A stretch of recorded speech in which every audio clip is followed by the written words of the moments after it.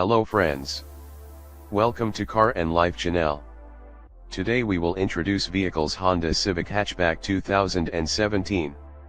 Honda Civics used to come in a lot of different shapes and sizes, from the stubby little CRX to the tall, all-wheel drive Civic wagon. But long ago, the funneling effect of mainstream consumer tastes, another way to say that we are all sheep, caused Honda to pair the Civic line to its two biggest sellers, the sedan and the coupe. America even got its own Civic platform, while Europe and other overseas markets continued to enjoy a hatchback body style, which was last seen around these parts as the 2002 2005 U.K built Si. British invasion. Well, that Anglo-American pipeline is back in business as Honda Swindon, England, assembly plant once again swings into action to produce a Civic hatchback for America. The return of the hatch as a younger, sportier, and more male-oriented alternative to the sedan and coupe was made possible by last year's introduction of a common Civic platform for all global markets. Now that there is one Civic to unite us all, Honda has a better business case for importing less popular variants to the US. Here, the hatchback, which carries a $500 and up premium over the sedan, is being plugged into the compact segment as a way to grow incremental volume. Basically, it's found money and, possibly, as a way to stanch the outflow of compact sedan buyers to crossovers.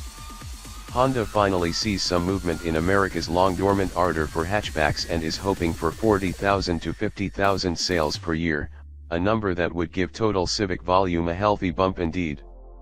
That is, assuming they aren't mostly swiped from the Civic sedan and coupe buyer pool.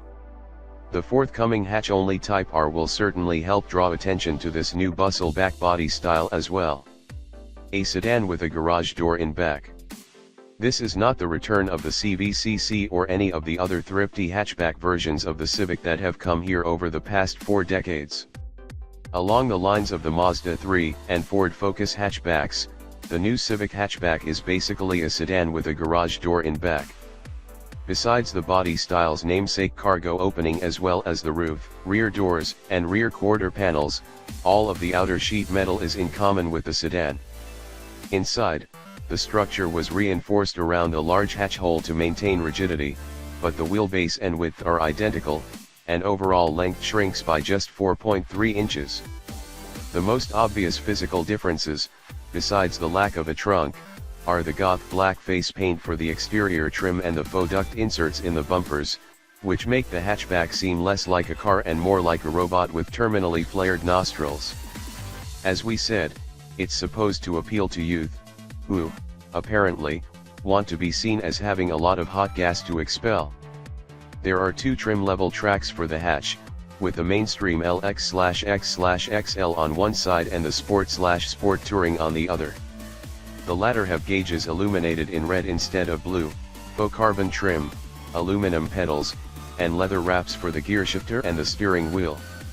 Honda's new and increasingly ubiquitous turbocharged and direct-injected 1.5-liter 4-cylinder, it's in the new CR-V, 2, and odds are the Accord will soon have it, is the sole engine available, but peak horsepower rises from 174 HP in the mainstream models to 180 HP in the Sport.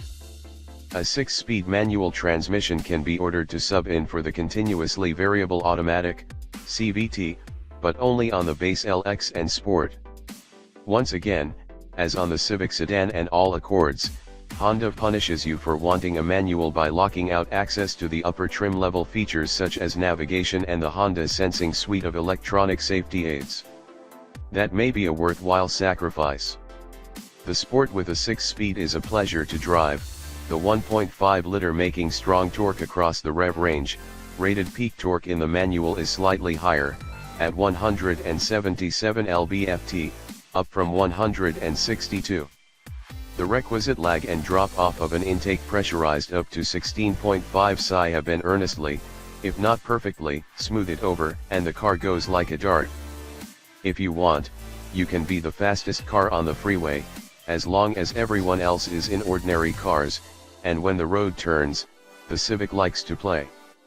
The grip is tenacious, the brakes are stout, and body motions are well damped, just as you'd find in a Civic sedan or an Accord.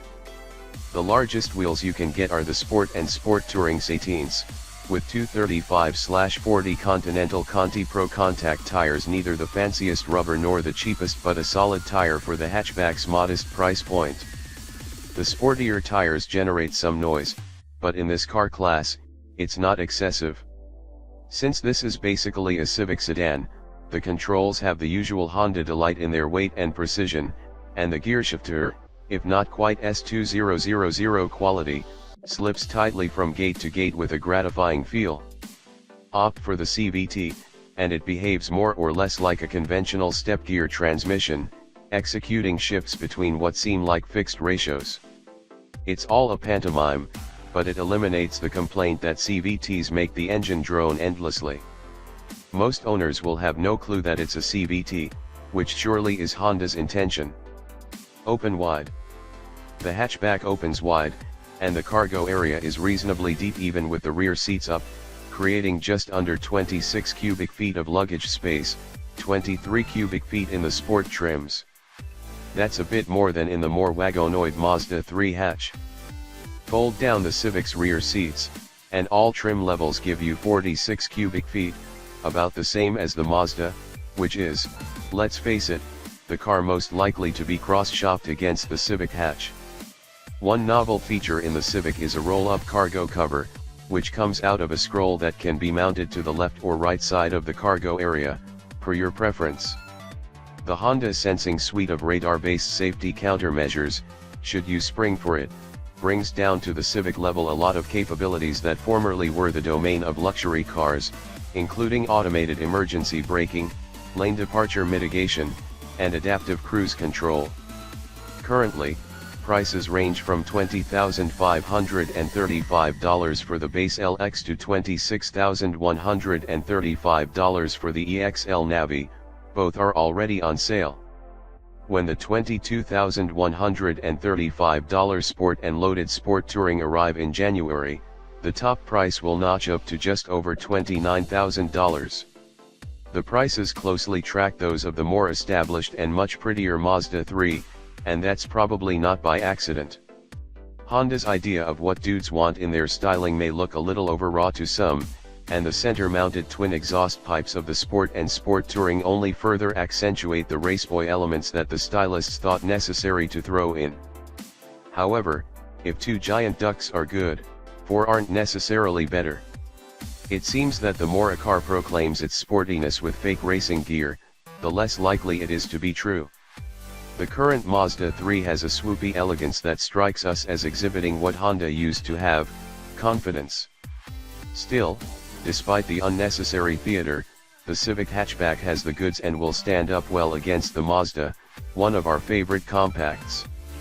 That's as good for shoppers as it is for the Civic and for Honda. Our video to this is the end. Thank you for watching. If you find our video interesting and useful, please like and subscribe our channel. Thank you.